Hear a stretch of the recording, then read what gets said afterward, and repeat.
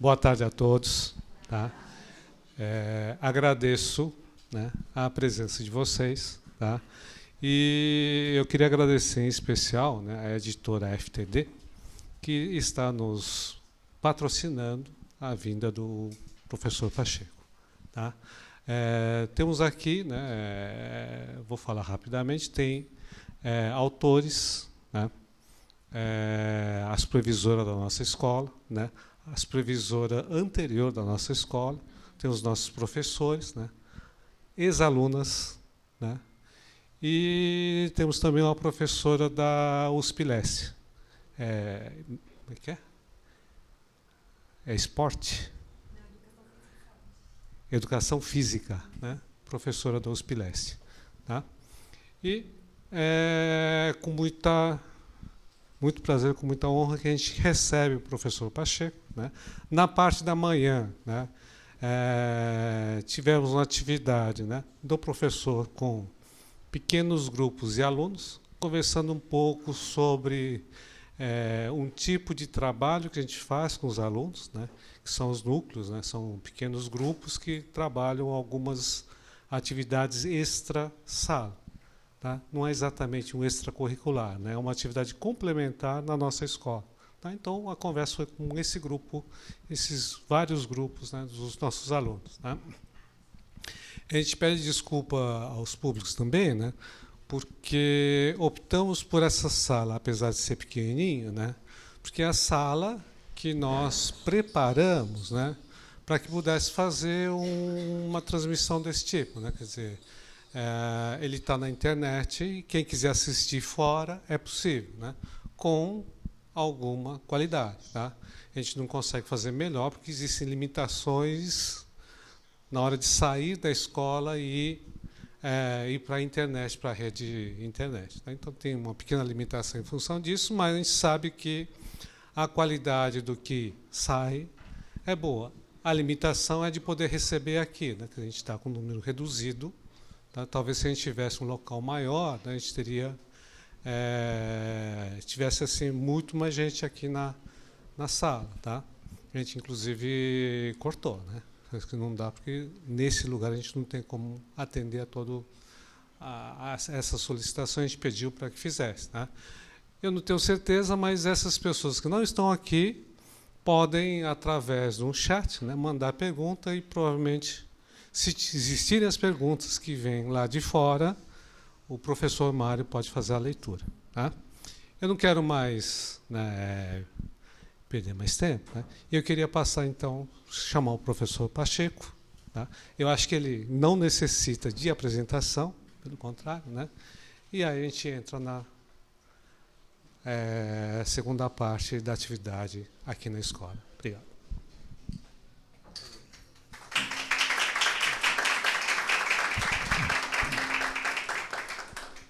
Mário, vai ser preciso utilizar o microfone ou posso dispensá-lo? Posso dispensar o micro? Sim? Ok.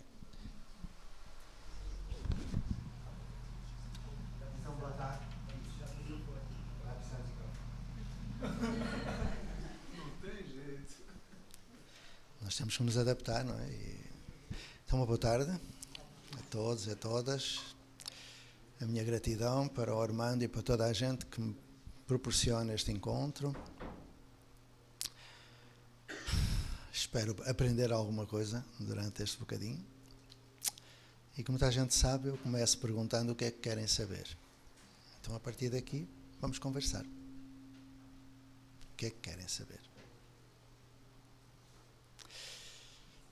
Imediatamente sucede um pequeno silêncio. Muito interessante. Já repararam que nós estamos na situação clássica do frontal anónimo, não é? O que me faz muito bem, porque agora estou a falar sem dizer nada, porque eu não sei o que vós quereis ouvir, não é? Mas estou a dar-vos a oportunidade de fazer um sinal para fazer a pergunta. Já entenderam, não é? Já há alguém para fazer a pergunta? Já há, pronto. Já nem vou falar sem dizer nada. Oi, boa tarde. Meu nome é Mariana, sou professora da USP Leste Eu queria saber um pouco sobre a formação de professores para trabalhar numa perspectiva mais aberta, mais integrada. Como é que você vê a importância e como deveria ser essa formação? Mariana pergunta como é que eu vejo. Eu respondo sempre que vejo de modo estrábico, que é o meu modo de ver, mas é uma metáfora também. Eu tenho um livrinho sobre isso, um pecado. Aliás, está ali o livrinho, acho que estava por ali. Tá. E como está escrito, eu posso mandar-te em PDF, que tem muita resposta em relação à tua pergunta. Tu sabes ler, eu não vou estar aqui a falar o que está no livro, eu escrevo, que é para não falar. Então, vou mandar em PDF, vou deixar o meu e-mail, mas vou acrescentar 3 coisinhas que não estão no livro, tá bom? E como não está no livro, eu vou falar. Em relação ao livrinho, eu deixo o meu e-mail, se quiseres anotar, cá vai. Isto vale para toda a gente que não tem o e-mail, eu partilho tudo o que eu tenho, o pouco que eu sei, as minhas ignorâncias. J. Pacheco, ponto, um pontinho, 1951, @gmail.com. Então vamos lá. O que não está no livro. Quando me perguntam qual é o maior obstáculo à mudança, eu respondo que o maior obstáculo sou eu. É a minha cultura pessoal, a minha cultura profissional, a herança, o legado que eu recebi enquanto educador. E o legado que eu recebi é muito pesado. Limita-me, impede-me a mudança. Porque todos os nossos atos refletem uma escala de valores, uma cultura. E eu fui sujeito a uma cultura que é aquela que ainda prevalece. Fui sujeito ao estágio antes de tirar o curso. Não sei se sabes, o professor é a única profissão do mundo em que o estágio é feito antes de tirar o curso. Aos 6 anos nós entramos em estágio, até aos 18, mais ou menos. Metem-nos numa sala de aula, escutando um professor. Depois entramos no curso, metem-nos em salas de aula, escutando o professor. E então surge a primeira questão. A forma como se trabalha ainda a formação de professores, e não creiam que eu estou a fazer uma crítica à universidade, senão cairia sobre mim, que também fui professor universitário. E a minha cultura diz-me que eu sou individualmente responsável pelos atos do meu coletivo. Portanto, eu sou o primeiro responsável pela crítica que eu fiz. É que existe um princípio básico na formação de professores e que nós encontramos em todas as teses de doutoramento sobre formação continuada. Há um conceito que dá pelo nome de isomorfismo na formação. Isomorfismo. Isomorphos vem do latim e significa a mesma forma. Isto é, em linguagem de gente, o modo como o professor aprende vai ser o modo como o professor ensina. O modo, a metodologia, a vivência. O professor pode estar num curso escutando aula sobre métodos ativos. Ele não vai fazer métodos ativos, ele vai reproduzir o que vivenciou, a aula. O professor pode escutar um universitário, como eu, falando de Vygotsky, zona de desenvolvimento proximal, trabalho de paz, ele não vai fazer socioconstrutivismo. Se isso for aprendido, entre aspas, numa aula, ele vai dar aula. Isomorfismo. É fácil de entender. Por isso é que quando me falam de formação, eu prefiro falar de transformação vivencial. Depois, se quiseres, eu poderei explicar um pouquinho o que isso é. Mas vamos à segunda questão. Esta é a primeira e é muito limitadora, porque é muito difícil nós sairmos dessa cultura. E se eu não reelaborar a minha cultura pessoal e profissional, nada muda. Tudo muda através do cuidar do professor e da capacidade que ele tenha, em equipe, sozinho é impossível, de se transformar. Segunda questão que não está no livro. Devo referir que estas questões não esgotam o repertório das condições da mudança. Eu estou envolvido em vários projetos que depois poderemos falar. Ontem eu estava em Brasília, dentro de uma escola, trabalhando com professores. E, portanto, eu estou a testar tudo aquilo que eu estou a dizer neste momento para, se concluir que vale a pena divulgar, escrever um livrinho e passar para toda a gente, completando aquilo que eu escrevi. Então, segunda questão. Raramente, no âmbito das ciências humanas e da educação em particular, a teoria precede a prática. Muito raramente a teoria antecede a prática. É a prática que reclama a teoria. São as dificuldades da ensinagem que reclamam o recurso à teoria. Então, é praticamente inútil um jovem entrar numa universidade e ser submetido a aula sobre Vygotsky, L'Oréal, Leontief, Bakhtin, Piaget, Vallon, Montessori, Perrineau, porque quando ele for para a sala de aula, o Piaget não está lá e o Vygotsky fugiu. Ele está entregue a si próprio àquilo que foi, vai alfabetizar como foi alfabetizado. Vygotsky é um nome que apaga, porque numa aula nada se aprende. Eu quando falo isto, falo sílaba a sílaba, porque isto ofende. Me ofenderia há 40 e tal anos, hoje não. Depois podemos recuperar esta ideia. Eu vou repetir o que eu disse. Numa aula, nada se aprende. Espero que haja reações. Bom, terceira questão. Estão a ver que nunca ninguém vos disse isto. De certeza absoluta. Dizem, pelo menos, que sou eu que digo isto sozinho. Isso me deixa muito solitário também. Mas a verdade é que, antes da terceira questão enunciada, há um tempo atrás eu estava num congresso e deram uma honra de abrir o congresso e eu fui. Quando eu acabo a minha palestra, eu desço do palco, não é? E vai a subir o segundo palestrante. Um homem extraordinário, um grande amigo, um professor universitário que sabe mais do que eu saberei em 4 vidas, um homem de uma honestidade incrível, que escreveu dezenas de livros e que eu não vou dizer o nome, porque toda a gente o conhece. Ele ia a subir, eu vinha a descer, ele puxou-me pelo braço para trás da cortina e disse: bonito serviço, Zé Pacheco. Disse, mas o que é que foi? Acabaste de me estragar a palestra. Eu disse, fulano, mas acabei como? Tu acabaste de dizer ali que uma aula é inútil, é prejudicial e que não se aprende nada numa aula. E ninguém contestou. E eu disse, e o que é que eu tenho com isso? É que eu agora vou fazer uma palestra sobre planejamento de aula. Aí eu disse, fulano, mas tu sabes que a aula é inútil e prejudicial e que não se aprende nada. Ele, eu sei. Eu disse, porquê é que tu não vais dizer isso lá em cima? Ele olhou para mim e disse, não posso, porque na universidade eu dou aula. Eu não sei se isto é esquizofrenia ou se...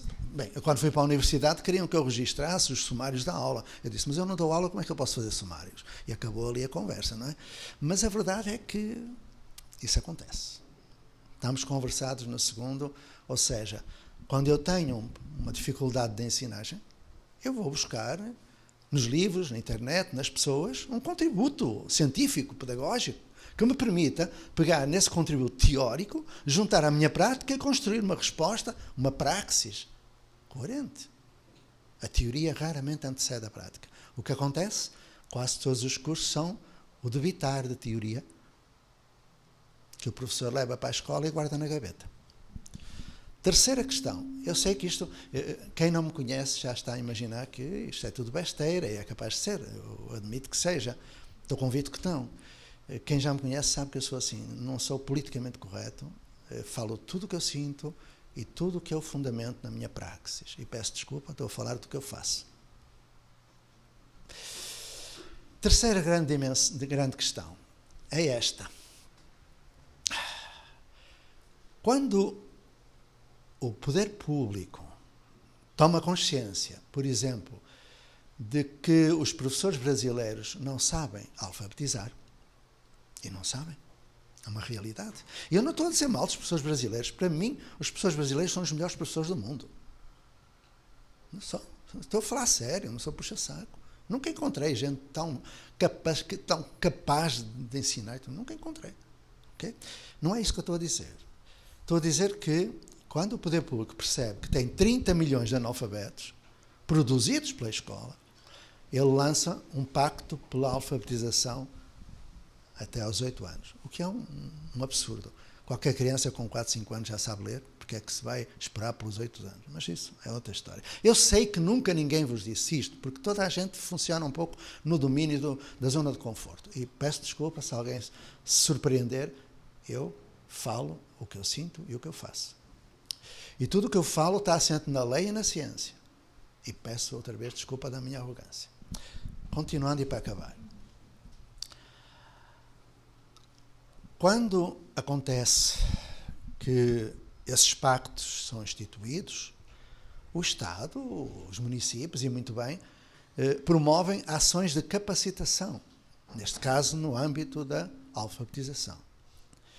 Considerando, ao fazer capacitação, que as pessoas são incapacitadas. Aliás, eu penso que essa palavra é sinistra.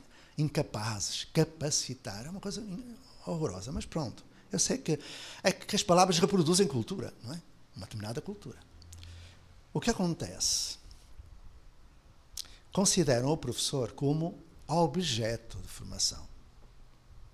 Não pode. O professor tem que ser considerado como sujeito de autoformação segundo um projeto de vida e profissional no contexto de uma equipe e de um projeto de escola. Não pode ser considerado objeto de formação. E, portanto, por estas 3 razões, com todo o mérito que as secretarias, o Ministério, as universidades, os institutos de formação têm, e que tem gente com um grande gabarito intelectual, sábios, não funciona. Não dá. Não dá. Achei muito curioso quando comecei o projeto.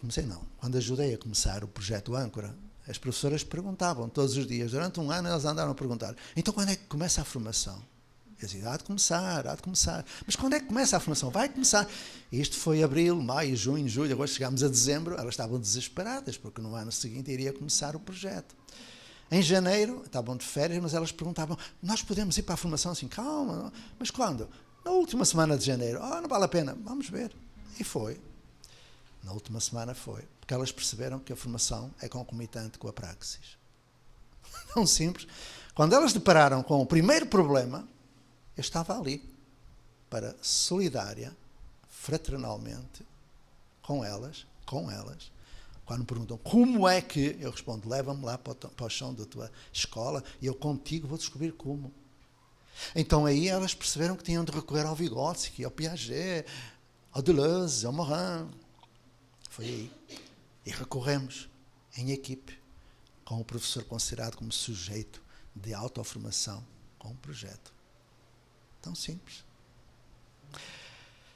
Há mais do que isto, mas eu não me atrevo a prolongar a resposta, porque depois podemos trocar figurinha por e-mail. Tenho mais umas ideiasitas aí, que me vieram de um projeto que eu estou agora a acompanhar no Distrito Federal. Mas isso ainda não está amadurecido. Estas 3 são 3 questões que eu gosto de partilhar. Mais alguma perguntinha? Então vamos lá. Um gentleman. Já tinha o microfone, Sebastião, e passou para a senhora. Isto é lindo, eu fico espantado. Oi, primeiramente, boa tarde. Meu nome é Rita, eu sou ex-aluna aqui do Colégio Marupiara e agora, esse ano, eu me formo em pedagogia.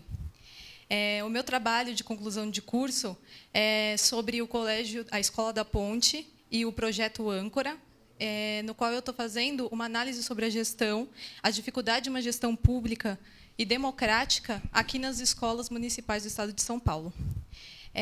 Vendo um pouco sobre o seu trabalho no projeto Âncora, percebi que cresceu muito o índice de desenvolvimento dos alunos lá em Cotia. Após essa sua entrada, qual foi a dificuldade que você mais enfrentou, principalmente aqui, tanto em âmbito nacional e também em âmbito da cidade de lá, contando com a parte democrática da gestão e tanto com a formação dos professores? Sim, senhora Rita. Vamos lá, então. Eu aí não tenho nada escrito, portanto vou falar, não é? Se eu tiver a falar demais, interrompem e passamos a outra, eu depois continuo convosco. Eu considero sempre estes encontros como o reiniciar de uma conversa que se vai prolongar, não é? Que eu quero aprender. Então vamos lá. No âncora, a dificuldade maior que nós tivemos foi passar de uma cultura de assistencialismo para uma cultura de desenvolvimentismo. Era uma instituição caracterizada pelo assistencialismo, não é? E as pessoas tinham adquirido determinados valores, comportamentos, não é? Que iam nesse sentido. Mas são pessoas fantásticas, são professores como... Eu lembro quando cheguei lá, um velhinho veio ter comigo e disse: o senhor é que é o Pacheco? Você vai entrar numa fria. Assim, mas porquê? Com estes professores você não vai conseguir fazer nada. Assim, meu amigo, mas eu tenho outros professores? Não, só tenho estes. Disse, então é com estes que eu vou.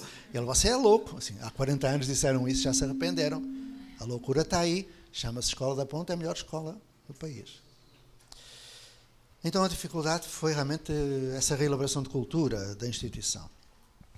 Mas, se falarmos de escola democrática, de gestão, as primeiras dificuldades que nós tivemos há 40 anos são as mesmas que o Brasil hoje enfrenta. Eu tentarei resumir. Há 40 anos, lá na Ponte, ainda, nós não dispunhamos de um quadro legal que nos permitisse sair de uma legislação herdada de uma ditadura de 48 anos. Não havia uma lei de base do sistema educativo, que só conseguimos criar em 1986, 10 anos antes do Darcy Ribeiro, e a lei era pura e dura. Porém, como nós na Ponte compreendemos que, dando aula, não ensinávamos a todos, que todos os anos havia alunos que não aprendiam, e, portanto, nós teríamos de mudar. E começamos a mudar responsavelmente, sem fazer da criança cobaia de laboratório. Eu detesto esses aventureirismos das escolas alternativas e tal, que fazem e desfazem como se a criança fosse... Bom, nós começamos mudando algumas coisinhas na gestão. A primeira das quais foi, se nós queríamos, como pusemos no nosso projeto, a partir dos 3 valores fundamentais do projeto, autonomia, responsabilidade e solidariedade, se nós queríamos formar jovens autónomos, nós teríamos de ser autónomos. Ninguém dá o que não tem, ninguém transmite, não é? Um professor não ensina aquilo que diz. Um professor transmite aquilo que é. Se eu não sou autónomo, eu não transmito autonomia. E nós não éramos autónomos, como os professores brasileiros não são. E as escolas brasileiras não são. Eu discuto isto muito com os meus amigos secretários de Educação. Eles ficam bravos comigo, mas é assim. Eu considero os amigos exatamente porque conseguimos conversar uns com os outros. E aquilo que está lá no Plano Nacional de Educação e tal, também é a literatura de boi dormir, porque não há gestão democrática no Brasil, não há. Eu já explico. Portanto, é inútil falar de gestão democrática, ela não existe. Existe no papel. O que nós fizemos lá, que não é exemplo para o Brasil, foi o seguinte: foi cumprir as leis, não as cumprindo. Eu explico. Nós fomos fazendo aquilo que nos exigiam, as planilhas, por exemplo. Quantos alunos estão na primeira série? Nós não tínhamos série, mas punhamos lá, inventávamos. Olha, põe aí que estão 120 na primeira série, 220. Olha, quantos alunos reprovaram? Nós não tínhamos reprovação, mas nós inventávamos. Olha, põe aí, talvez reprovaram 30 e tal, íamos pelo percentual nacional. Quantos alunos especiais? Nós inventávamos. Olha, põe aí. Bom, claro, fomos descobertos. Não demorou muito, fomos descobertos, eu apanhei um processo disciplinar e aí eu percebi que não se podia fazer isso. Não se poderia, nem se deveria. Estávamos a mentir. Aí comecei com os meus amigos João Barroso, Manuel Sarmento, António Nova, Rui Canário e por aí vai. Começámos a preparar aquilo que hoje é o enquadramento jurídico da autonomia das escolas. A Lei 43/89, de 26 de agosto de 89. A partir do preceituado na Lei de Base do Sistema Educativo, que, no seu artigo 45º, inciso 2º, diz: em todas as decisões de política educativa, os critérios de natureza pedagógica deverão sobrepor-se aos de natureza administrativa. Ou seja, toda a decisão de uma escola, de uma secretaria, deve ser em função de critérios de natureza pedagógica. Não é o que acontece no Brasil. Não era o que acontecia em Portugal. Nem é agora. Porém, nós fomos a tempo. Não sei se sabem, a Escola da Ponte é a única escola autónoma no mundo. Escola pública. Autónoma. Tem uma lei própria. Assume a dignidade da definição das metas e do cumprimento das metas e da lei de base do sistema educativo. Desculpa falar assim, porque eu hoje posso falar porque estou a acompanhar 40 e tal projetos em Portugal que vão também ser autónomos. Porque a autonomia pressupõe responsabilidade, dignidade, pressupõe fundamentar aquilo que se faz, seja lá o que for que se faça. No Brasil, eu encontrei esse mesmo problema. Durante muito tempo, mas depois vamos passar ao âncora, que é mais recente, tem 3 anos e pouco. Quando me convidaram para ajudar a fazer uma escola, eu percebi que eu tinha tido quase 40 anos de experiência de diálogo com o poder. Eu fui diretor de escola, eu fui diretor de centro de formação, eu fui prefeito da minha cidade, eu fui membro do Conselho Nacional de Educação, eu trabalhei como ministro. Portanto, eu percorri todos os patamares. Sei muito bem como é difícil ser secretário de Educação. Eu trabalho com o meu amigo Júlio Gregório lá no Distrito Federal e sei como é difícil. Bom, quando me perguntaram se eu podia ajudar a fazer o projeto da escola, eu fiquei espantado. Projeto da escola? Mas quem sou eu para fazer um projeto de escola? O projeto da escola é feito pela comunidade, onde a escola está inserida. Mas nós não sabemos qual vai ser a comunidade. Então, sabes como é? Isto foi dito por alguém.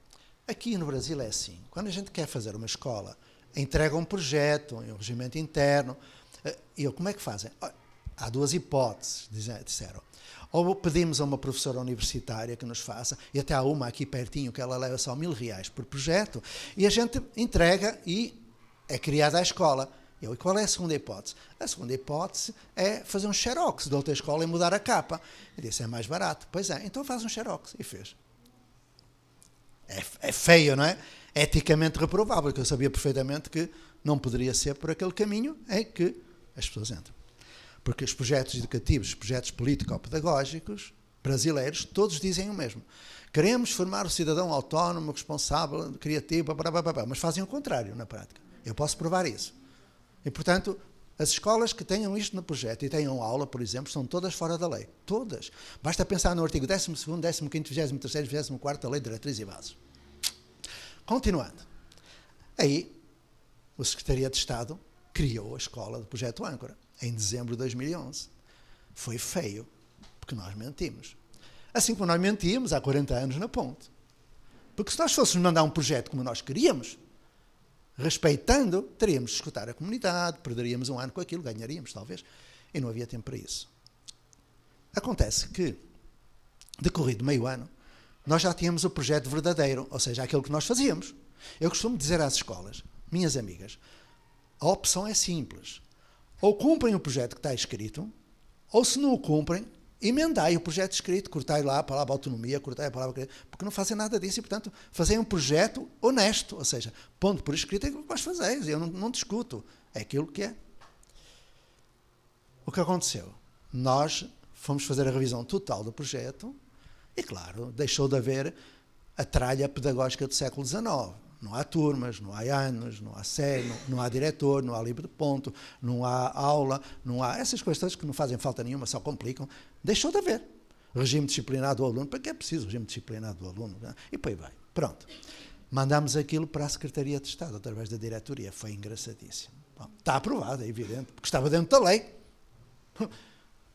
Mas foi muito engraçada a conversa com a nossa Cleonice. A nossa supervisora é fantástica. Também é da Secretaria de Estado. Depois falámos com o Herman, falámos com o Palma Filho, tudo ficou bem. Só que foi a primeira vez, eu lembro dela dizer, mas todas as escolas têm aula. Esta não tem, minha senhora, desculpa lá, nem tem que ter.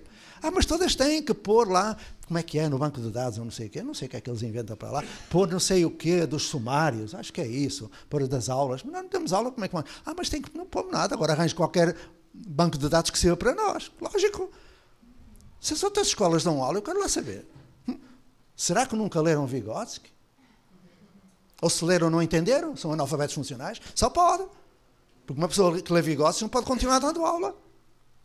Ou então leem Vygotsky que eu não li. Eu li outro Vygotsky, talvez. Então, bom. Eu estou a brincar. Então, minha amiga, no capítulo da gestão, existe um obstáculo que é inultrapassável e que tem de desaparecer da função pública. Ele chama-se dever de obediência hierárquica. Onde houver dever de obediência hierárquica, não existe dignidade profissional.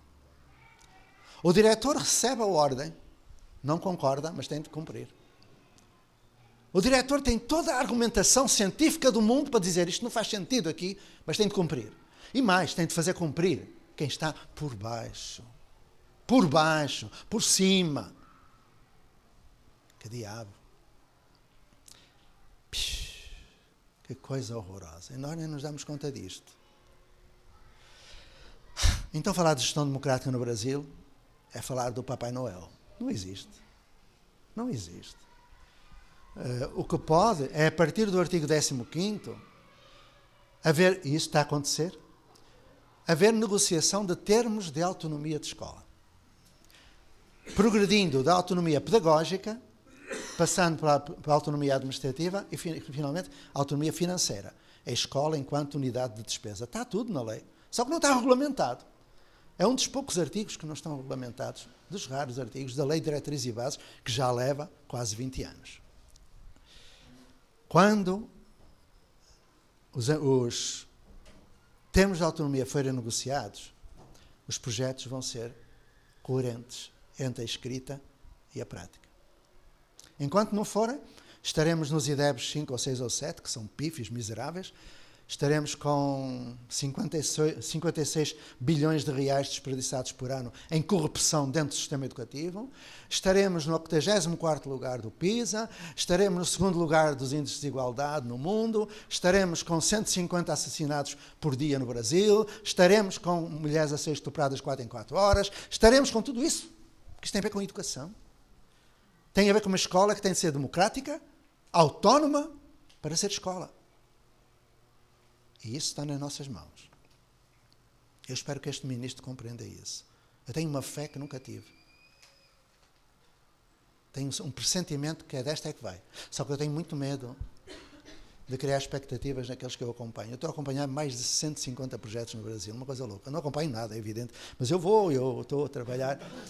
E eu tenho medo de dizer às pessoas que é agora. Porque na minha vida já por 2 vezes fiz isso e não foi. Em Portugal. Agora no Brasil espero bem que seja o momento. O momento de criar um patamar de entendimento entre a escola e o poder público. E a universidade. É o triângulo perfeito. Eu estou envolvido, mais diretamente, num trabalho que tem a ver com a tua pergunta. E que não passa pelo âncora. O âncora é a minha âncora, está lá. Porque até há 4 anos atrás diziam, mas isso é, mas é lá na ponta, aqui não é possível. Isso é lá no primeiro mundo, aqui não é. Agora vejam lá se não é. É.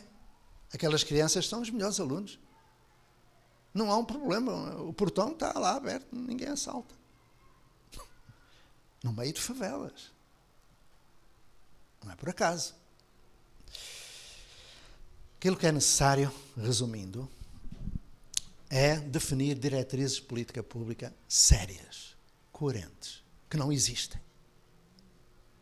Não existem. Eu gostaria de dizer o contrário. Através de quê? De um inventário de indicadores de boa qualidade de educação que possam ser testados em escolas que se voluntarizem para isso. E é isso que eu estou a fazer neste momento. Durante 3 anos, eu vou coordenar, já estou, 3, 4 anos, um projeto de pesquisa em várias escolas para testar indicadores.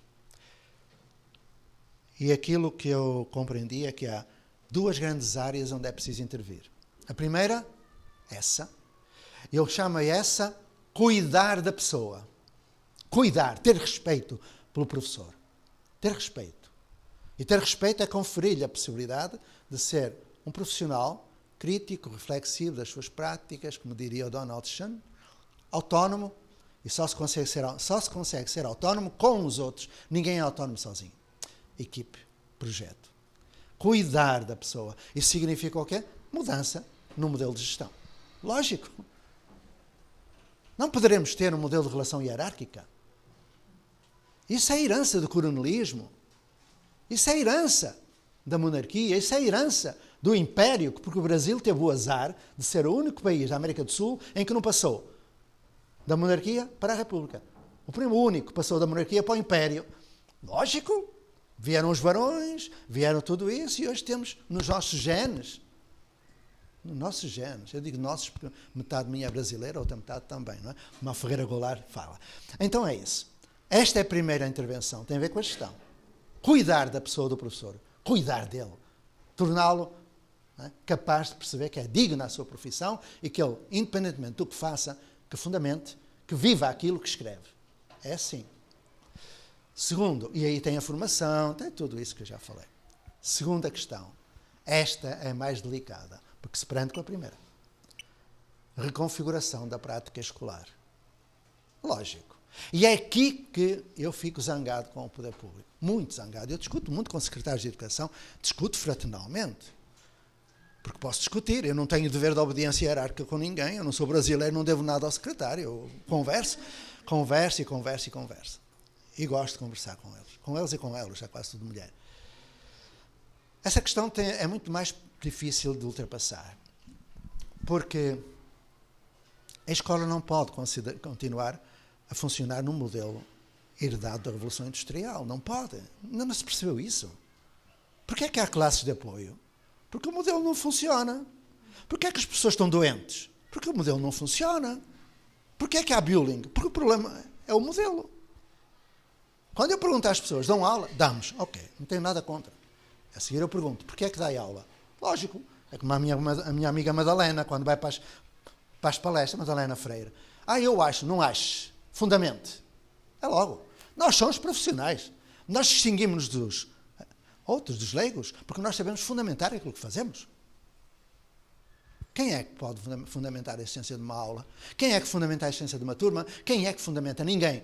A última argumentação para a existência de aula foi do século XVII. E é filosófica, nem sequer é considerada científica. É do Comênios, na Pampédia, e depois na Didática Magna ele também tenta dizer que é possível ensinar a todos como um só. Não é. A educação é um ato de relação de um para um.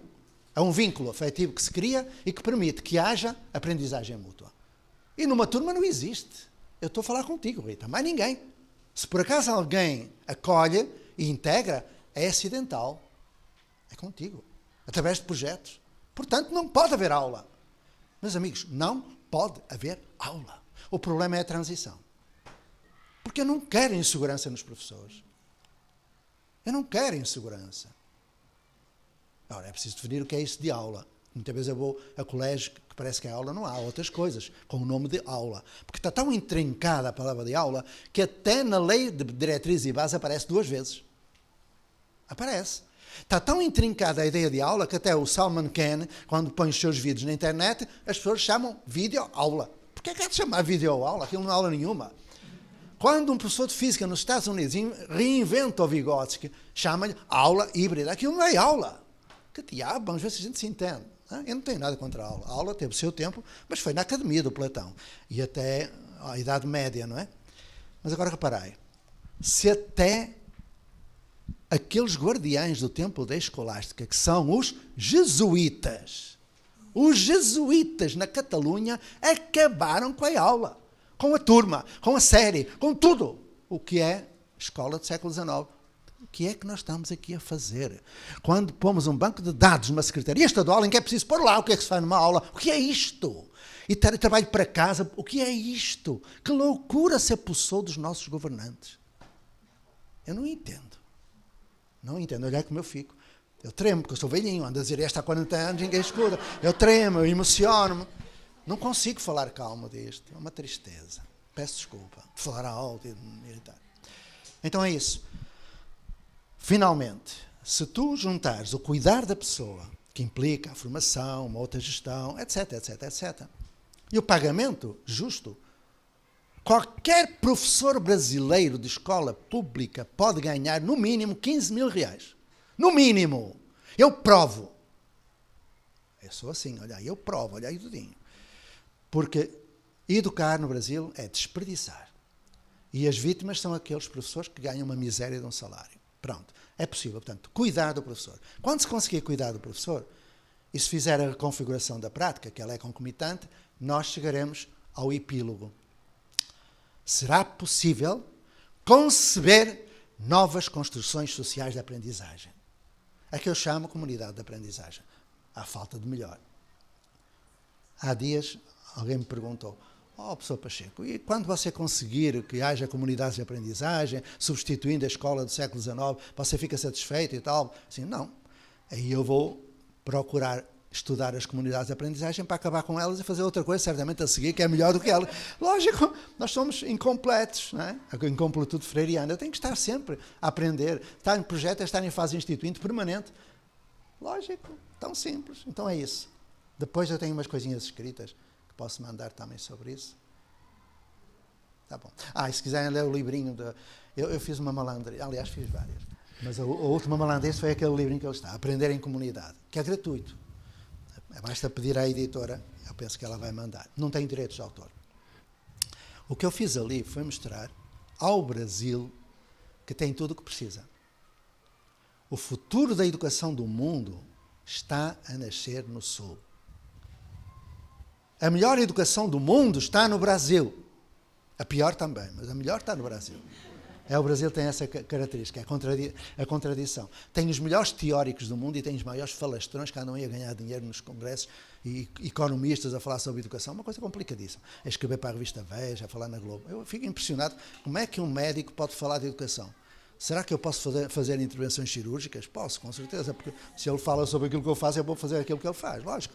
Mas é assim, o que eu fiz ali foi uma malandrice. Eu fui pegar em 25 educadores brasileiros, não são todos professores, mas são todos educadores, para mostrar que no Brasil aconteceu pela primeira vez, nunca antes na história do mundo, não é do país, nunca antes tinha acontecido de um país ter produzido comunidades de aprendizagem. Porque aquilo que nós conhecemos da literatura sobre comunidades de aprendizagem é referida à bibliografia anglo-saxónica ou catalã. Não há, no Brasil, referências bibliográficas sobre autores brasileiros que tenham trabalhado o conceito de comunidade de aprendizagem. O que foi que eu descobri? Que há. Repara, eu também sou um garimpeiro, ando sempre metido aí, como vós, não é? Nos livros, eu gosto. Então eu descobri 25 que trabalharam comunidades de aprendizagem. Desses 25, 14 são completamente ignorados pelos professores, que é uma chatice. Eu sei que vós conheceis Alessandro Serchai, mas a maioria não conhece. Eu sei que vós conheceis perfeitamente Agostinho da Silva, mas a maioria não conhece. Estou a ser malandrinho agora também, mas pronto. Ou seja, são nomes completamente ignorados e que são a nata da sabedoria. Lauro de Oliveira Lima, que alguns conhecem, escreveu, na década de 1960, 2 livros que são os primeiros livros no mundo. Reparai, ele escreve o primeiro livro cerca de 30 e tal anos antes do primeiro livro que é citado nas bibliografias, que é um livro de uma autora inglesa da Universidade de Leeds, sobre comunidades de aprendizagem. Aliás, está uma tese muito bem feita pela Roseli, da UFSCar, mas que tem apenas a referência inglesa ou anglo-saxónica. O Lauro de Oliveira Lima, 30 anos antes, escreveu sobre isso, e não aparece na bibliografia. Escreveu Escola da Comunidade, onde fala de agentes educativos locais, ócio criativo, redes de aprendizagem, tudo isso ele fala, a partir de propostas de McLuhan e não só. Lauro de Oliveira Lima, um gênio, morre há 2 anos e pouco, completamente ignorado. Nem uma linha nos jornais. Na mesma semana em que vem Salman Khan, que tem páginas inteiras de jornais, e é recebido pela Dilma. E depois dizem-me se o Brasil não padece da síndrome do vira-lata, não é? Do Nelson Rodrigues. Não tem autoestima. Aquilo é provocatório para ver se o brasileiro ganha autoestima. Está ali desde 1905. E eu descobri ainda um antes, só que eu não tinha dados que me permitissem afirmar a existência. No século XIX, no Paraná, houve uma comunidade de aprendizagem. Mas, no tempo do Pedro II, não havia ainda, digamos, um sistema mais ou menos organizado. 1905, no Bom Retiro de São Paulo, foi a primeira. Quando eu fui à rua Alessandro Serchai, no Bom Retiro, eu procurei saber dos mais velhinhos quem era Alessandro Serchai, onde tinha sido a comunidade que ele criou. Ninguém sabia. Eu, que diabo? Realmente, 100 e tal anos é muito tempo. Foi em 1905. Mas aí eu fui aos mais velhinhos a ver se lembravam dos avós. Ninguém se lembrou. Aí eu ia desistir. Ia para o carro já para ir embora e vem um jovem. Ei, moço, diga, você anda a querer saber quem foi Alessandro Cerchai? Assim, ando. Ei, eu talvez saiba. Assim, então diz lá, Alessandro, de certeza que é jogador de futebol. Aí eu fui embora, triste como à noite. Como é que pode? Como é que pode? Então, cuidar da pessoa, reconfiguração da prática, concepção de uma nova construção social, que se chama, pode chamar-se outra coisa, comunidade de aprendizagem, em que a escola não é um gueto, não se pode falar de escola e comunidade. É como se estivesse separado. Porque é que a escola tem muros, catraca, câmara de vigilância? Porque tem medo da comunidade. Está separada. Eu ouço muita escola dizer, mas nós fazemos visitas de estudo à comunidade. Eu pergunto, alguém visita a sua casa?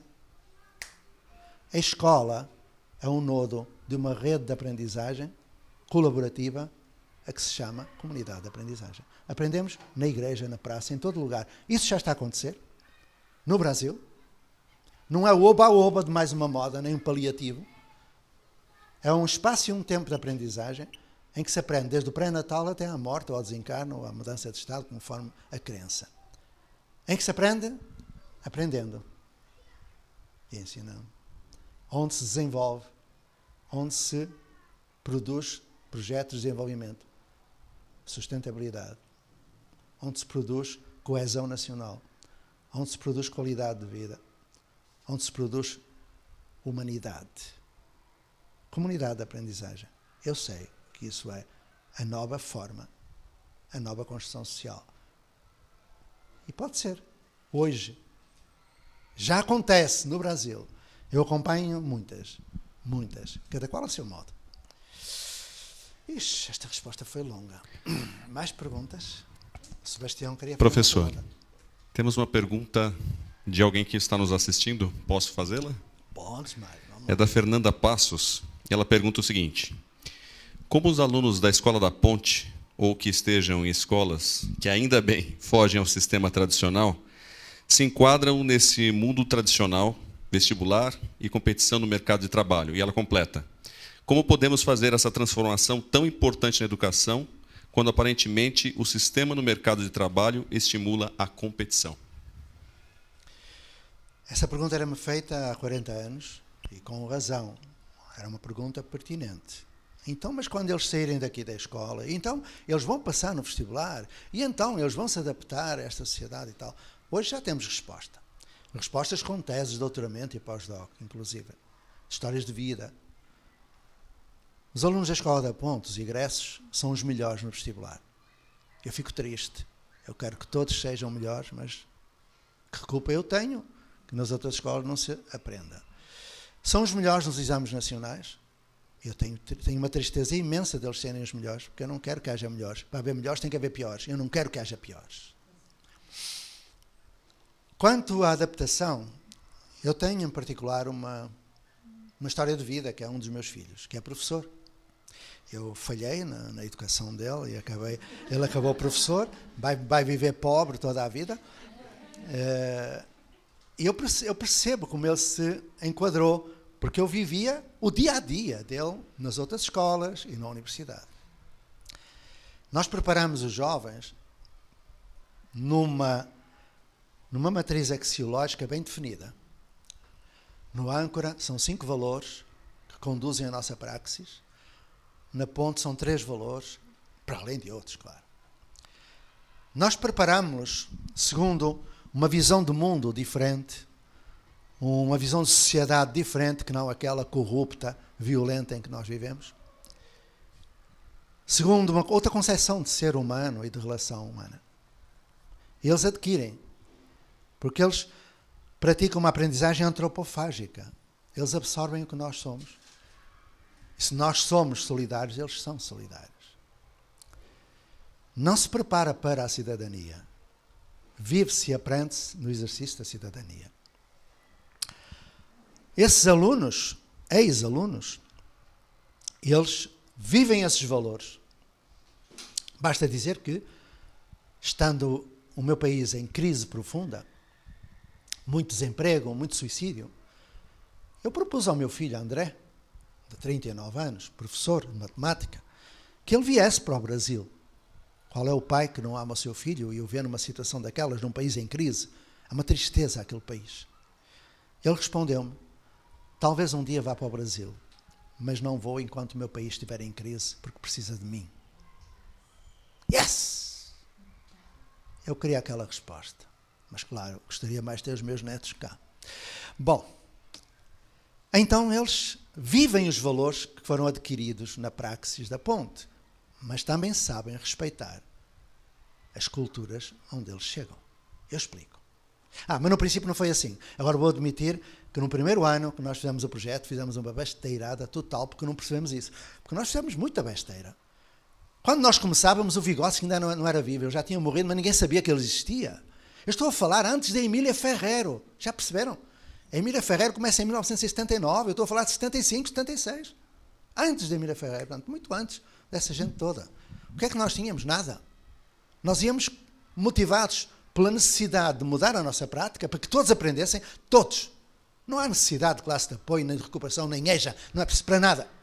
Todos têm de aprender. E todos aprendem. E todos, síndrome de Down, paralisia cerebral e tudo mais. Não há necessidade de ensino especial. Todo o ensino deve ser especial. A escola deve estar preparada para isso, tem de estar preparada para isso, porque o artigo 12º da Lei de Diretrizes e Bases exige. Fechando parênteses, no princípio fizemos besteira porque nós não tínhamos enquadramento teórico. Eu vou dar um exemplo da besteira. No fim do primeiro ano,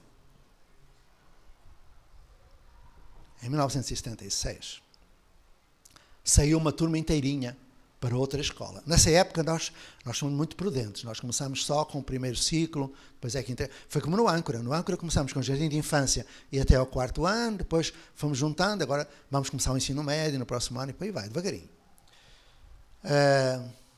Foi uma turma inteirinha para outra escola. Escola tradicional. Professores fantásticos. Amigos meus. Isto foi-me contado por uma amiga minha, professora da outra escola, que deu a primeira aula a essa turma. Foi assim. Por isso é que nós vimos as besteiras que nós fazíamos. E passámos a prepará-los para saber estar em qualquer lugar, respeitando. Porque um jovem da ponte, ele sabe fazer planejamento. Ele faz autoplanejamento diário, quinzenal. Mas quando vai para outra escola, o planejamento é o do professor. Ele respeita. Os jovens da nossa escola gerem os tempos e os espaços livremente. Mas lá tem que andar a toque de campainha, prim, vai para ali, prim, vai para lá, e tem que ir à aula quando a pessoa manda. Não pode ser diferente. Só que nós não tínhamos pensado isso. E cá vai então a historinha. Ela a contar-me era muito engraçada. Ela já faleceu. Ela era assim, Zé Pacheco, foi a hora do almoço. Sabes o que aconteceu? Assim, não, então, olha, eu estava na sala de professores, já eram umas 7h30 da manhã, e olhei para a minha caderneta e vi que a primeira aula tinha turma A, do primeiro ano, do segundo ciclo, entre parênteses, são da Escola da Ponte, fechar parênteses. Bom, diz ela, eu fiquei encantada, vou ver quem são estes jovens que tanta gente fala. E lá fui eu. Cheguei lá à sala e não vi ninguém.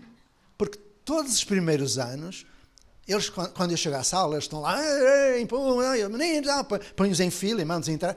Não estava ninguém. Eu perguntei à funcionária, onde é que está a turma que veio lá? E a funcionária fez assim, espreite. Eu espreitei para a sala, e dentro da sala estavam 37 jovens sentados, livro aberto, quietinhos, caladinhos à minha espera. Nunca tinha visto uma coisa daquelas. Eu entrei, perguntei, então os meninos vieram da Escola da Ponte? Eles levantaram todos o braço e eu assustei-me. Ela não percebeu que quando ela faz uma pergunta, eles levantam o braço para responder, ela tem de dizer quem é que vai responder. Não é? Uma vez houve um bispo que foi lá visitar, entrou na escola e disse, bom dia meus amigos, aqui é a Escola da Ponte. E toda a gente levantou o braço e ele deu um salto. Aí ele pergunta, e gostam de andar nesta escola? E os meninos todos levantaram o braço e ele deu outro salto. Ele disse, seu bispo, desculpe lá, o senhor tem que dizer quem vai falar. Como? Eles levantam o braço, é para falar. Eu tenho que dizer. Mas é que eu passei pelas outras escolas. Não é assim. Como é, seu bispo? Eu entro nas outras escolas e pergunto, os meninos gostam desta escola? Eles respondem todos em coro, gostamos! E eu disse, o seu bispo vai me desculpar, mas aqui nós temos crianças, não temos idiotas. Ponto. Adiante. Ok? Então, ela diz que viu aquela cena e disse, fiz a minha apresentação e Ao fim de uns 10 minutos, expliquei qual era a minha disciplina, eles todos quietinhos, calados, de vez em quando eu fazia uma pergunta, eles levantavam o braço, mas...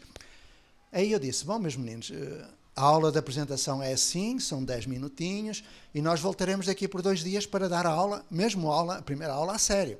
Eu voltei-me para o quadro e escrevi o sumário. Apresentação, explicação, tal. Ela a explicar era muito mais engraçado.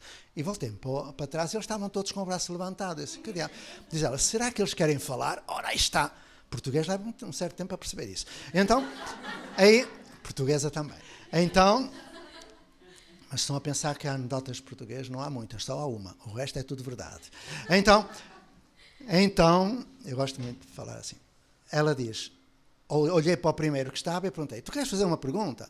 E ele respondeu, minha senhora, eu quero fazer uma pergunta, mas não fui o primeiro a levantar o braço. O primeiro foi Manuel, a senhora tem de respeitar a ordem das inscrições. Aí ela perguntou ao Manel, Manel, o que é que tu queres? E o Manel explicou. Isto foi tudo contado pelo meu filho, que é dessa turma. E o Manel explicou, minha senhora, eu estive a ler o livro desta disciplina e tenho dificuldades na página 84. Há uma coisa aqui que eu não entendo, a senhora pode me explicar melhor? Mediação pedagógica? Diz ela, Zé Pacheco, eu nunca tinha visto uma criança que tivesse lido o livro todo, porque eu passo um ano inteiro, eles não acabam o livro, e aquele já tinha lido o livro. Ainda mais, ele queria aprender, eu nunca vi Só que havia um problema. Todos tinham dúvidas, todos tinham lido os livros, eles têm, porque eles não têm cartilha, eles leem livros inteirinhos e pesquisam, não é? Só que havia um problema, Zé, é que cada um tinha dúvidas em páginas diferentes. Achei muita piada quando ela disse aquilo. Então eu decidi dar a aula que iria dar passados 2 dias, sabes? Porque fiquei tão entusiasmada, estas crianças querem aprender, nunca tinha visto uma coisa daquelas, e voltei-me para o quadro e fui escrevendo o sumário daquilo que eu ia dar a seguir. Quando eu me voltei, metade da turma já não estava lá dentro. Eu não tinha ouvido ninguém andar. Eles estão habituados a estar em espaços onde respeitam. Não há barulho, ouve-se as moscas. É um espaço como uma igreja, como uma biblioteca. Ninguém vai para a biblioteca falar alto ou gritar. Anda em pezinhos lá. Eles tinham saído. Então ela perguntou, onde é que estão os vossos colegas? E diz ela, eles levantaram o braço e vi qual foi o primeiro. Diz, lá tu. E ele disse, minha senhora, eu presumo que os nossos colegas que foram embora devem ter ido para a biblioteca fazer pesquisa. Mas porquê? Porque certamente isso que a senhora vai ensinar, eles já aprenderam, para que é que eles vão ficar aqui à espera? Lógico! Se ela ia falar sobre aquilo que eles já sabiam, eles foram embora para fazer outras coisas. Só que isto não está certo. Mas o problema maior foi a seguir. Agora para acabar. Diz ela, eu voltei para a sala dos professores, depois de ter dado a aula, e eles aprenderam mesmo, porque eles tinham dúvidas, eu explicava, eles aprendiam, perguntavam, eu explicava. Lindo! Ela conseguiu. Porquê? Porque eles tinham feito recolha de informação. E não basta pôr a criança em contato com a informação, é preciso haver a intervenção do professor, fazendo mediação pedagógica, para transformar a informação em conhecimento. E, de preferência, pegando no conhecimento e colocando numa ação para desenvolver competência. Mas isso já é outra história. Então, diz ela, eu voltei para a sala dos professores, encantada, mas disse ao meu colega que ia trabalhar a seguir, que ele chamava o colega de pedagogia musculada, porque ele, quando entrava numa aula, todos os anos era assim, dava uma sapatada num e dizia, se alguém fizer uma bem, leva também no focinho, e tal, mantava aquela disciplina. Bom, autoritário. E esse colega disse, deixa-os comigo, que eles comigo nem levantam o braço, nem piam e tal. E lá foi. Diz ela, o colega chegou à sala, foi à frente e pá, deu na cabeça do Bernardino, o meu filho também me contou a mesma coisa, e disse, estão a ver? Se alguém aqui levantar o braço ou quiser interromper a minha aula, leva no focinho. É assim que eu sou e tal. O que aconteceu? Levantaram-se todos, saíram e foram ao Conselho Diretivo. Exigiram ser recebidos pelo Presidente do Conselho Diretivo e disseram-lhe, só voltaremos para a sala quando o professor pedir desculpa ao Bernardino. Demorou meia hora, mas o professor, perante todos, pediu desculpa ao Bernardino. Respeito. E por aí vai. Agora o resto, a história é mais longa, mas eu vou ficar por aqui.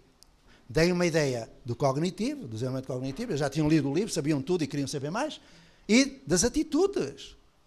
Pois é, o ser humano é multidimensional, não é só intelecto. Não é? É também emoção, afeto, ética, que tanto faz falta aos políticos, estética, físico-motora, espiritual, sociomoral, é tudo. Portanto,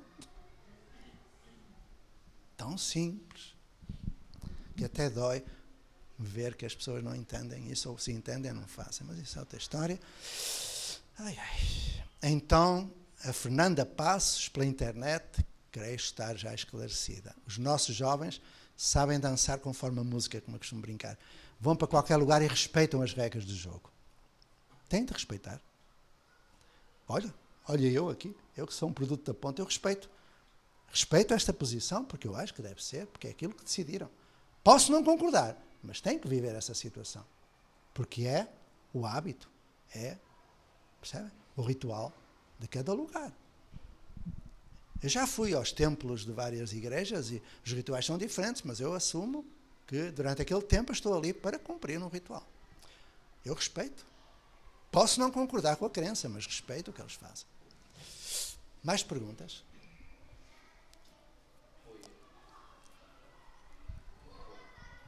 Meu nome é Sebastião Soares, eu sou professor aqui do Marupiara. E, José Pacheco, de manhã você teve um encontro com alguns alunos aqui do colégio. E nessa ação você coloca em prática um princípio, que nós temos que ouvir os alunos na prática pedagógica. E eu fiz uma pergunta a você há uns 8 anos atrás, quando eu ingressei aqui no colégio, mais ou menos parecida com essa. E eu dizia, considerando o conhecimento que você tem da nossa realidade social, o que você acha como nós devemos agir com os alunos? Aí você me disse que não conhecia a nossa realidade social naquela época. Então, agora, conhecendo a nossa realidade social, por que o professor não ouve o aluno? E por que ele deveria ouvir o aluno? Eu não sou puxa-saco, nem vou responder de modo simpático. Eu, por aqueles alunos, que são uma pequena amostra dos alunos, eu acredito, por aquilo que eu vi hoje de manhã, que os professores de Marupiara escutam os alunos. Mesmo em sala de aula. Eu não sou puxa-saco. Cuidado, porque eu não sou puxa-saco. Aliás, eu gosto muito mais de ser provocatório. Então, talvez o Marupiara e outras escolas sejam exceções, porque na maior parte dos casos o professor chega e debita, não pergunta, não escuta.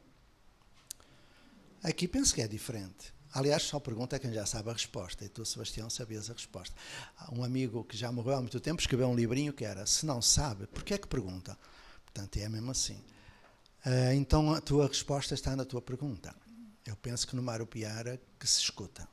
Posso estar enganado, porque uma amostra é uma amostra, mas aquilo que eu escutei hoje me mostra que provavelmente eles são escutados e, como tal, respeitados e, como tal, desenvolvem projetos de aprendizagem, não é? Porque tu daste a pergunta. Eu achava interessante quando... Eu não me estou desviado da pergunta, mas... Quando chegaram as verbas do Fundo Social Europeu, quando Portugal entrou na União Europeia, que era a Comunidade Económica Europeia naquela época, fizeram formação de professores que nunca mais acabava. Era só dinheiro para a formação, então nós éramos obrigados a ir à formação. O que acontecia? Foi logo no primeiro dia. Eu e as minhas colegas da Ponte tivemos de ir. E fomos uma semana para um hotel. Coisa em grande.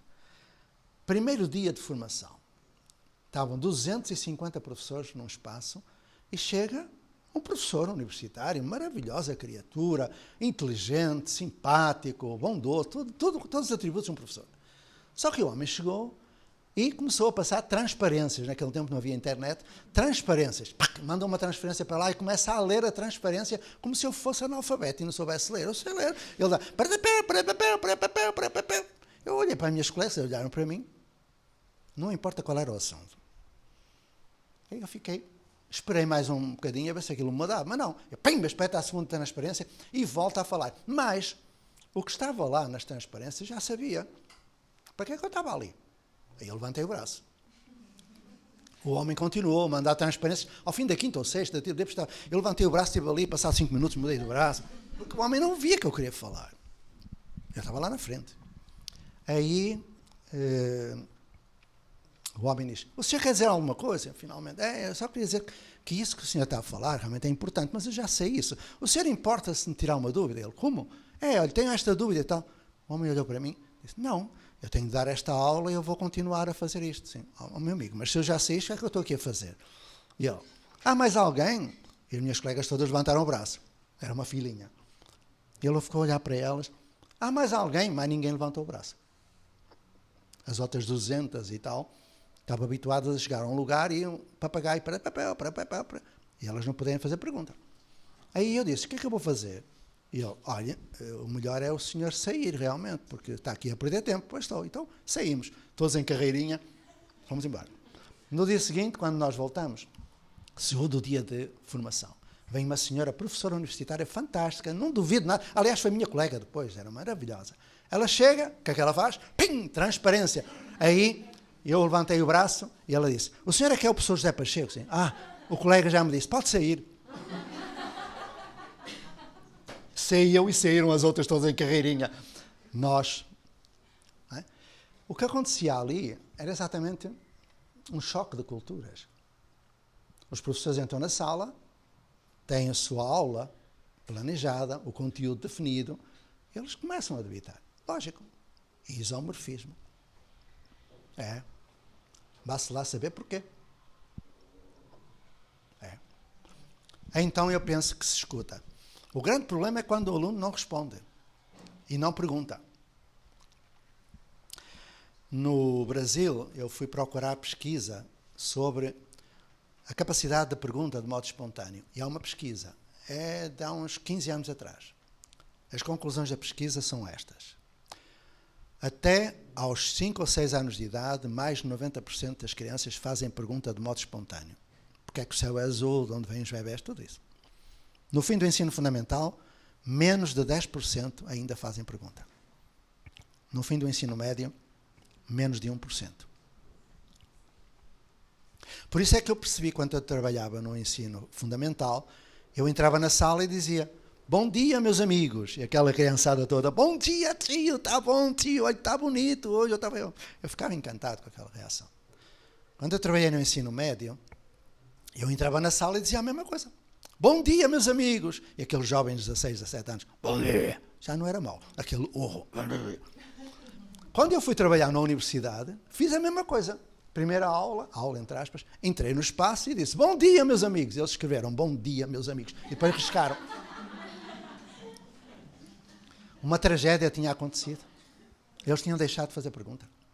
Quem deixa de fazer pergunta, deixa de viver. A maioria dos professores morre aos 20, é enterrado aos 60. Quem não faz pergunta não existe. Então, porque a partir de pergunta é que se faz projeto. O problema é quando o aluno não faz pergunta.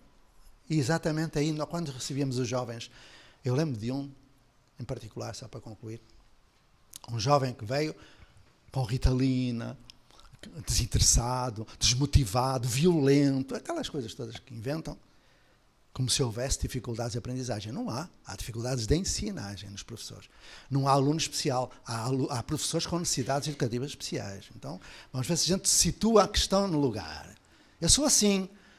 As causas do insucesso escolar não são apenas de origem socioeconómica, cultural ou de teoria dos dotes. São de origem socio-institucional. Criança chega à escola, já sabe ler, e passado um ano, a escola convence-a de que ela é analfabeta. É assim, porque se recebe um conjunto de crianças, mete-se dentro de uma sala, com um só professor, todos da mesma maneira, ignorando que cada um tem o seu ritmo, cada um tem o seu estilo de inteligência ou vários, que cada um tem o seu repertório linguístico, a sua cultura, e que cada um deve ser considerado uma pessoa única e irrepetível. Isso é o princípio do erro e é o que dá origem àquilo que nós temos.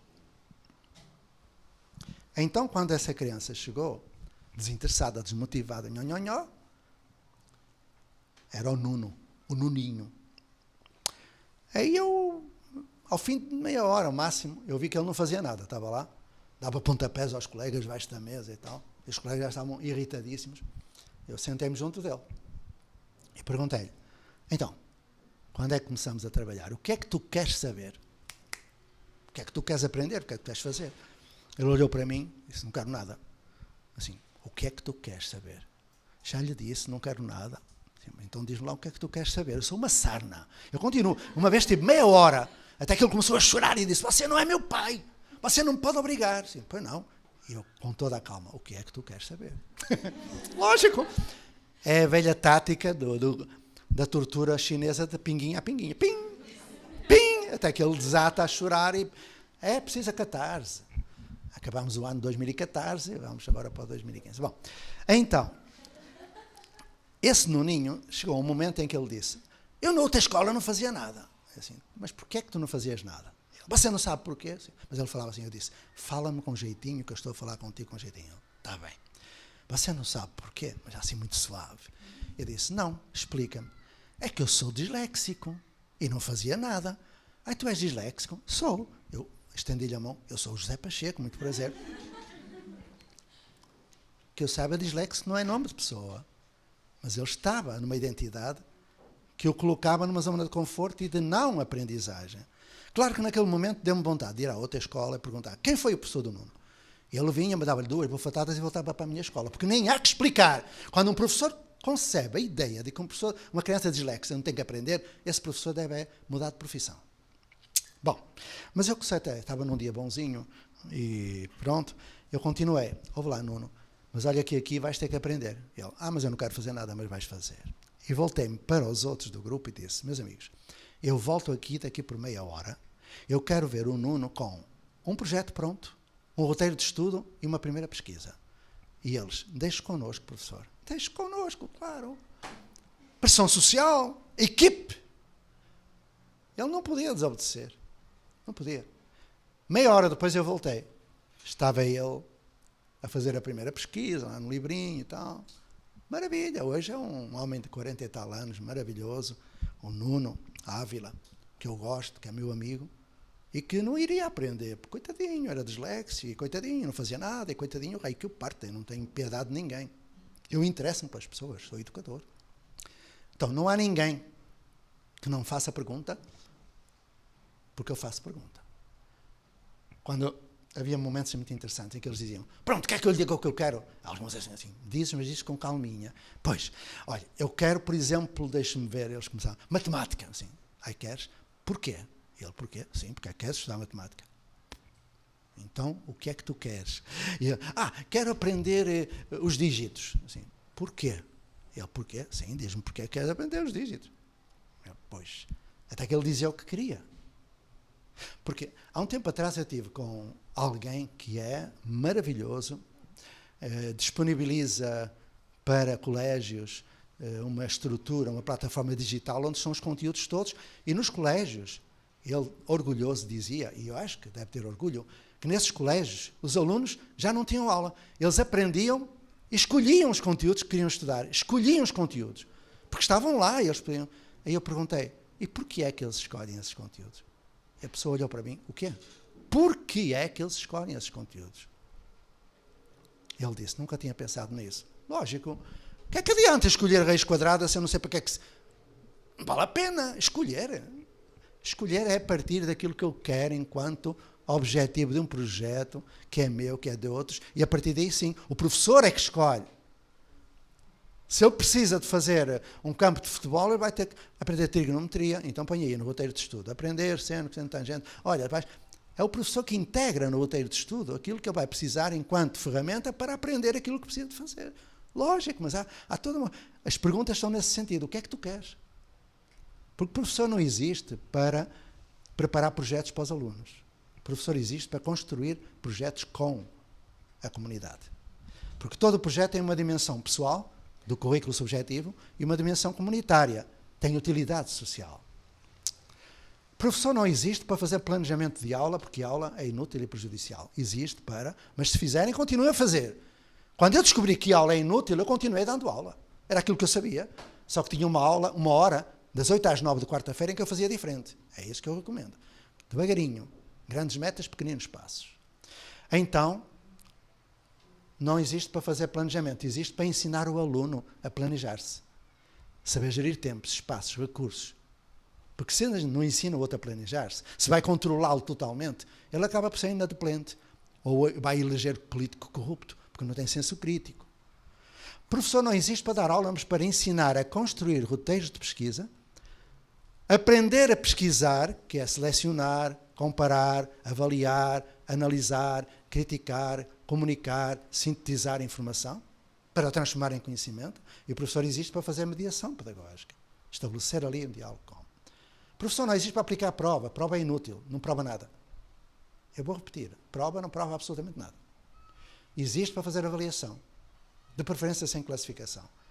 Em Portugal, o Conselho Nacional de Educação. Finalmente, eu há 20 anos lá no Conselho Nacional discutia isso, dizia, para que é que há de 0 a 20, aqui é de 1 a 10, não é? Ou de 1 a 5, lá 1 a 5. Para que é que há? Para que é preciso comparar pessoas, escalas ordinais? Hoje, saiu uma resolução do Conselho Nacional de Educação dizendo é preciso acabar com classificação e reprovações. Lógico! Que diabo? Quando é que as pessoas vão entender que os jesuítas já acabaram com isso? Os jesuítas! O Nóbrega, o Anchieta e o Vieira acabaram com isso. Será que nós vamos continuar? Porquê? Então, pergunta, como dizia o Gastão Bachelard na Poétique, é o princípio da sabedoria. Perguntar, a partir das perguntas essenciais que aqueles jovens da filosofia hoje de manhã traduziram. Quem sou, de onde vim, para onde vou, aquelas coisas todas. É isso, não tem mais nada que saber. Educar é muito simples e complexo também. A partir de perguntas. Perguntas. A primeira pergunta, eu estou em projeto. O professor que não esteja em projeto não faz projeto com o aluno. Eu estou em projeto. A pergunta que eu faço é, como se pode assegurar aos excelentes professores que o Brasil tem, nas escolas que se disponibilizem para tal, uma transição segura para uma nova construção social? Essa é a minha pergunta que conduz toda a minha reflexão, até a dormir. São 24 horas que estou ali, e agora que estou a conversar convosco, eu estou a pensar isso. Eu estou a tentar descobrir na prática, com as escolas, e na teoria, que estou a ler tudo, e por mais que eu leia, sei pouco. Mais perguntas? Já estão cansados, não é? Essa uma? Pronto. Ixi, nós já estamos aqui há 1h30, gente. A última. Boa tarde. Boa tarde, professor. Nós sabemos que o adolescente ele está em processo de formação, né? Assim, como ensinar autonomia para esse adolescente que está em processo de formação e que não sabe, ou que às vezes não consegue discernir o que é certo e o que é errado, ou escolher o que ele vai aprender? Essa é uma pergunta tocaia, não é? Eu não resisto e vou contar a historinha que eu conto sempre. Quem já ouviu, peço desculpa, mas eu vou contar a historinha que responde a essa pergunta. Claro que, sobretudo na fase da puberdade e adolescência, existe aquele fenómeno chamado desvinculação parental, né? Aquela assunção de uma autonomia negativa, autonomia de gangue, não é? Mas isso existe porque hoje as famílias não educam, a maior parte não educa. Perderam essa função e pensam que a escola é o depósito de alunos que tem de resolver, não é? Terceirizando a sua educação. Então, as crianças e os jovens hoje estão sozinhos. Muito mais na classe A, por exemplo. Eu estive num colégio de classe A, onde nunca vi tanto sofrimento como lá. Havia jovens já na psiquiatria, coisas do género, porque estavam sozinhos, completamente sozinhos. Aliás, eu fui à casa de um professor, não é essa a história, mas eu vou dizer, ou melhor, não, vou à história. É que eu vi que realmente durante um jantar, a mulher dele teve todo o tempo a olhar para a televisão, quase que metia o garfo no nariz, porque estava ali. E ele esteve com todo o tempo do lado com o iPhone, não falámos. Os filhos vieram pegaram num prato, foram embora, e eu olhava para aquilo e me dizia, quando é que se começa a conversar? Quando é que a gente comunica? Não há.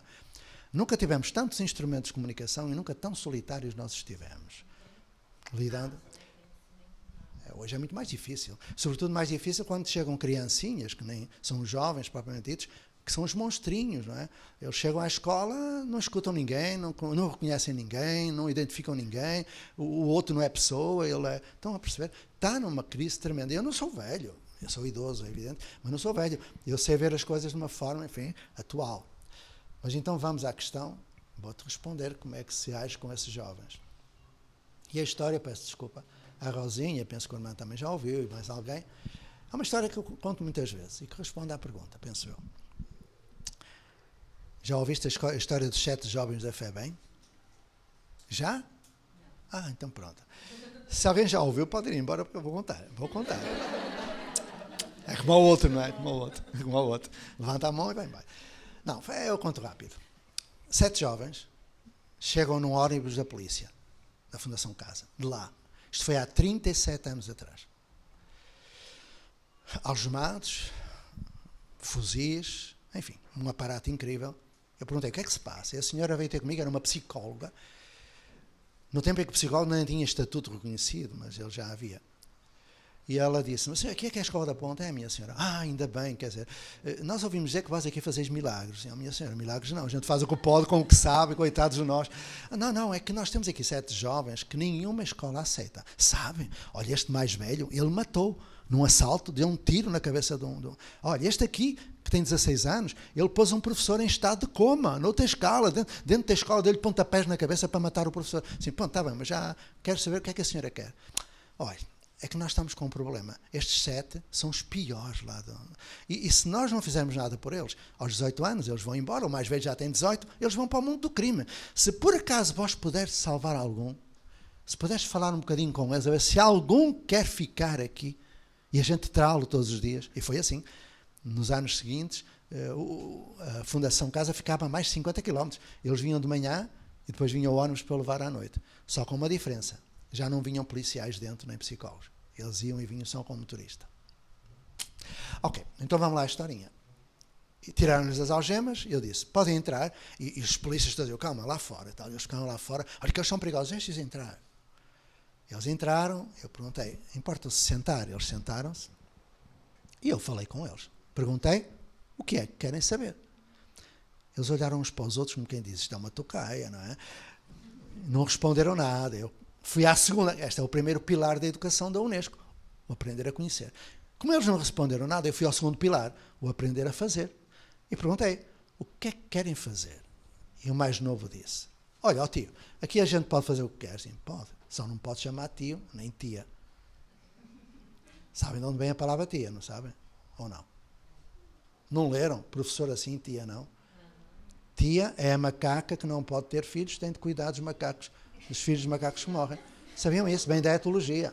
Bom, é muito grave nós não sabermos de onde vêm as palavrinhas. Muito grave. Portanto, a mim ninguém me trata por ti, mas ele me tratou, depois deixou de tratar.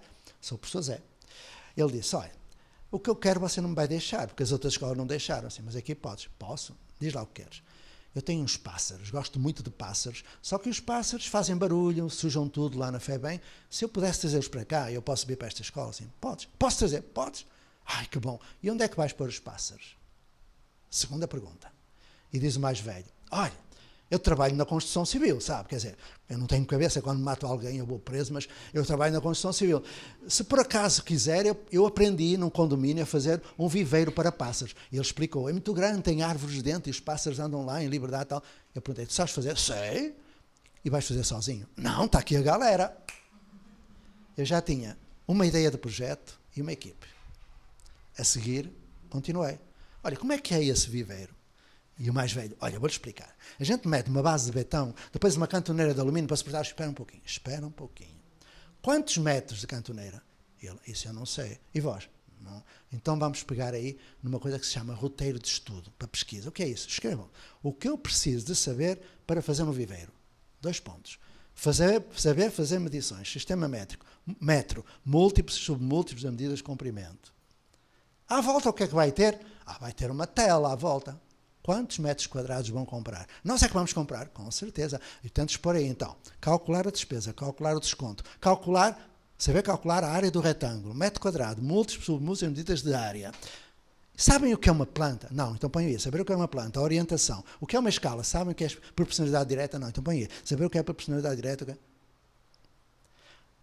Quais são os pássaros? Que tipo de pássaros? Qual é o habitat deles? O que é que eles comem? De onde vieram? Qual é o predador? Qual é a cadeia trófica? Passei da matemática para as ciências, da ciência para a história, para a geografia, para o português.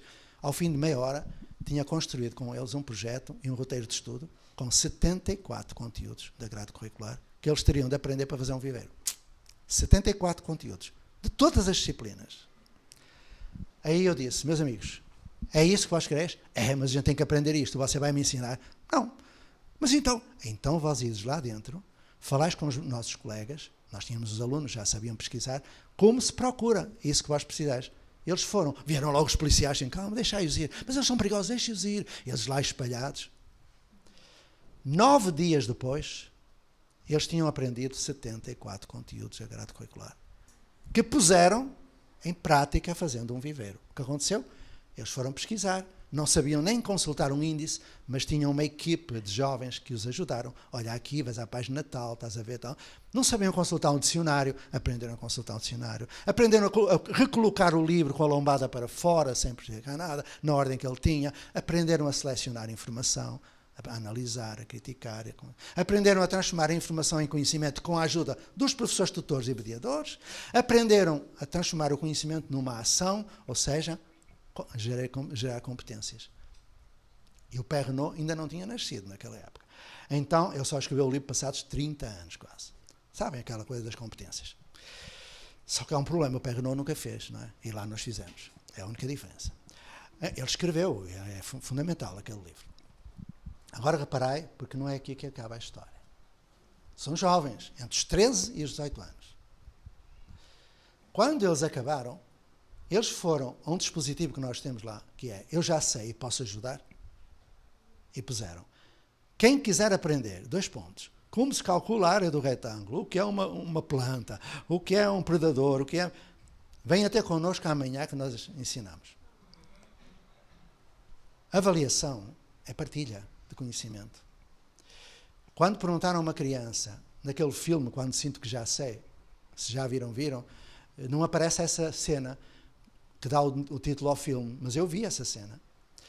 A criança vai a passar, uma jovem de 12 anos, e acho que foi o Anderson, ou o Lobato, que lhe pergunta, olá, aqui ninguém faz avaliação.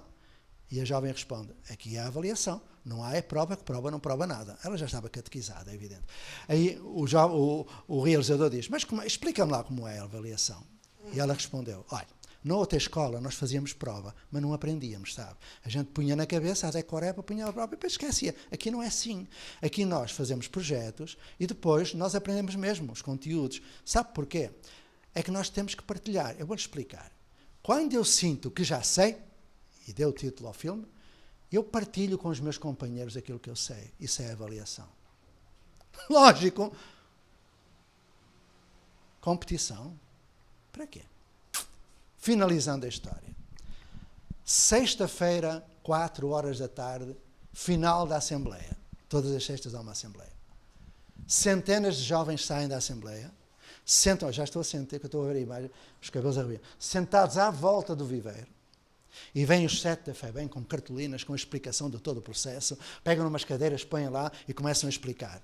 Eu lembro do primeiro, pegou numa régua e disse, eu vou explicar o que é a proporcionalidade direta, que nós precisamos para fazer. Estão a ver aqui isto é uma escala. Estão a ver aqui 1 centímetro, equivale a tantos na realidade, eu vou mostrar. Tal, começa. E aí começa uma criança, olha, eu não entendi. E vem outro dos 7 e diz, eu vou explicar melhor. Pré. Os professores, sentados no meio deles, munidos dos registros de avaliação formativa contínua, sistemática, começaram a registrar as evidências de aprendizagem que estavam a observar para depois constar do portfólio da avaliação.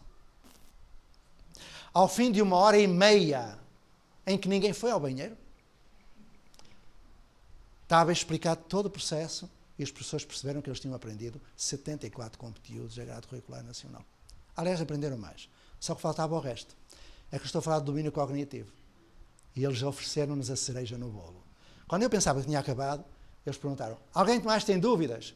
Não. Então, só um minuto. Tiraram um pano que tinha em cima, que eu não percebia, e tinha por trás uma outra cartolina que dizia assim, os 7 da fé bem, que era assim que os conheciam, fizeram este viveiro e oferecem-no à nossa Escola da Ponte. Nossa! Levantaram-se centenas de jovens batendo palmas, parabenizando, levaram 2 ao colo, e eu concluo dizendo isto. Foi nesse momento que nós deixámos de ter 7 jovens marginais para ter 7 seres humanos jovens maravilhosos. Acompanhei 5, tenho as histórias de vida dele. O mais velho tem 56 anos de idade, tem 3 empresas de construção civil, onde emprega síndrome de Down e paralisia cerebral. Tão simples. Para que é que nós damos aula? Projeto. Se os jesuítas da Catalunha trabalham em projeto, eu agora não sei dizer outra coisa. Eu vou para a Catalunha agora, quando for outra vez a Portugal, dou um saltinho a Barcelona, que eu gosto muito da cidade. Vou lá aos colégios, vou lá abraçar aquela gente toda, porque realmente eles têm coragem e são responsáveis. Então eu espero, porque o meu projeto neste momento é tentar saber como é que se faz essa transição. Porque nós temos que aceitar o professor como ele é. Se dá aula, ótimo. Desenvolve determinadas competências. É preciso conservar aquilo que de bom o internacional tem, conservar. E jogar fora aquilo que não serve. Já o meu amigo Cortella dizia isso há 2 anos atrás. Conservar aquilo que faz sentido e jogar fora aquilo que não faz. Substituindo por outras coisas. Porque quando me dizem, a escola na Ponte não tem aula, não tem turma, não tem série, eu pergunto, o que é que tem? Ninguém diz o que tem. É a escola mais estruturada que eu conheço, a escola mais organizada que eu conheço, por isso é que eles aprendem mais. O projeto Âncora é a mais estruturada que eu conheço. Por isso é que eles aprendem bem. O Marupiara também. Meus amigos, muito obrigado. Até breve.